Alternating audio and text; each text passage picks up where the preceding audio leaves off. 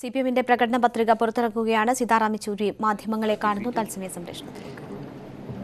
Secondly, the strength of the CPM and the left must be increased in the 17th Lok Sabha. Thirdly, to ensure an alternative secular government to be formed at the centre after the elections. And this secular government not only to defend our constitutional republic, which is under severe attack, but also to consolidate it on it and to build a better India for Indian people. This building a better India for Indian people requires a radical shift in the policy direction. And the radical shift in the policy direction, if that pressure has to be put in addition to the people's movements and struggles that we led outside of the parliament, if that pressure has to be put inside the parliament on the floor of the house, the strength of the left is very, very crucial.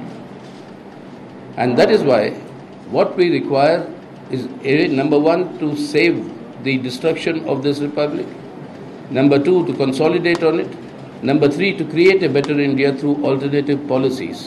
And that alternative policy package is what the CPM is offering in this manifesto. India, we believe, does not have any shortage or dearth of resources. There are sufficient resources in our country to provide our youth with employment, quality health, education, and all our people a decent livelihood. If this needs to be done, the policies have to be shifted from encouraging the loot and crony capitalism that this government has indulged in the last 5 years, massive loot of public resources, and also to plug the obscene levels of economic inequalities that are growing in our country. If this can be done, the resources required to provide a decent livelihood for our people are more than available. And this alternative set of policies that we are presenting, this essentially 15 points highlights I'm putting before you. These 15 points is what is the entire alternative that the CPI is proposing before the electorate and asking them to strengthen the CPIM's presence in the parliament on this basis. The first of these, this has been circulated to you in a nutshell, a summary form, this particular note. The first of this is to protect the secular principle and democratic rights enshrined in our constitution. The second is to enforce farmers' rights to sell their produce at a minimum support price, which is at least 50% higher than the total cost of production. The third is the statutory minimum wage for workers of not less than 18,000 rupees per month, with the wages being linked to the consumer price index.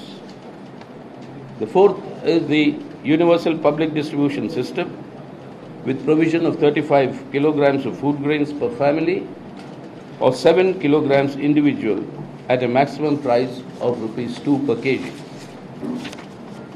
The fifth is right to free health care and private insurance-led health care,